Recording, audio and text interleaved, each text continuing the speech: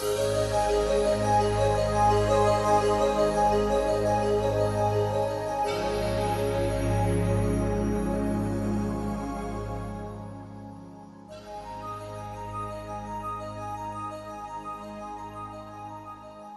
Jalili, je vous remercie d'avoir accepté notre invitation.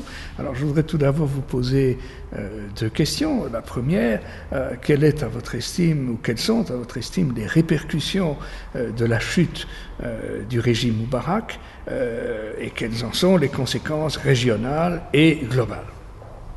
Écoutez, la chute du régime Moubarak est un événement d'une importance colossale, à mon avis, parce que l'Égypte est un pays central dans le monde arabe et plus largement dans le monde musulman et au Moyen-Orient. Donc c'est un événement qui conditionnera toute la situation à la fois en Afrique du Nord, mais aussi dans la question arabo-israélienne, la question palestinienne. Ça aura des conséquences jusqu'à dans la région du Golfe, puisque l'Égypte de Moubarak était un allié de l'Arabie saoudite. L'Arabie saoudite se sent un peu esseulée après ce changement de régime. Ce qui inquiète beaucoup aussi d'autres régimes pro-occidentaux de la région, c'est qu'ils reprochent aux Américains d'avoir contribué à la chute du Shah et maintenant d'avoir laissé Moubarak perdre le pouvoir, et ils se disent qui sera le prochain. Donc il y a à la fois une inquiétude au niveau des rapports de force étatiques. Quelle sera les nouvelles directions de la politique étrangère égyptienne? Le Caire restera-t-il dans le sillon de la même politique étrangère pro-occidentale ou changera complètement d'objectifs en matière de politique internationale? Tout ça, ça pose un certain nombre de questions, et ça pose aussi un certain nombre de questions par rapport aux relations entre les pays pro-occidentaux et les États-Unis. Donc ça fait beaucoup de facteurs. Bien sûr, l'événement tunisien a été déclencheur, mais la Tunisie reste quand même, au point de vue géopolitique, un pays moins central que l'Égypte. Donc c'est un événement colossal.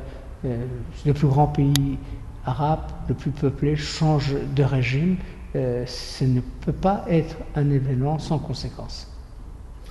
La seconde question est la suivante.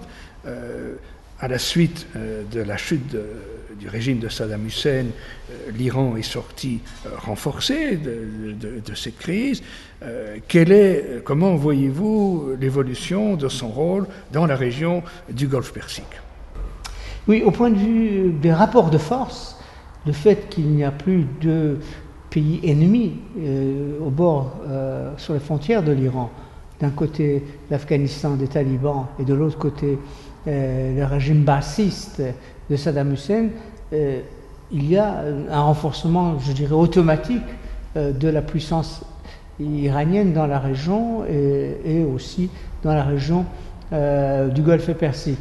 Si on ajoute à cela le fait que l'Iran est montré du doigt dans la mesure où on l'accuse de poursuivre une politique nucléaire qui peut avoir des retombées militaires, cela aussi change le rapport de force au niveau de la région du Golfe.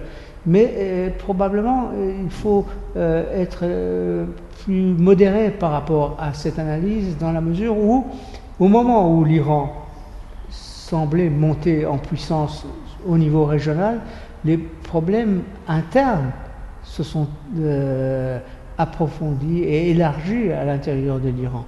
Vous vous rappellerez qu'il y a 1 an et demi, les élections présidentielles ont été fortement contestées par une frange importante de la population iranienne, et depuis lors il y a véritablement une opposition à l'intérieur du pays qui essaie de contrer la puissance iranienne, et à partir de là, cette montée en puissance devient beaucoup plus relative. On ne peut pas être la plus grande puissance régionale et avoir 3 millions de personnes qui manifestent contre l'autoritarisme du régime. Donc il faut relativiser cette puissance, il faut voir comment la situation intérieure de l'Iran va évoluer, et par rapport à cette évolution, on pourra peut-être avoir une vision plus équilibrée de la puissance régionale de l'Iran.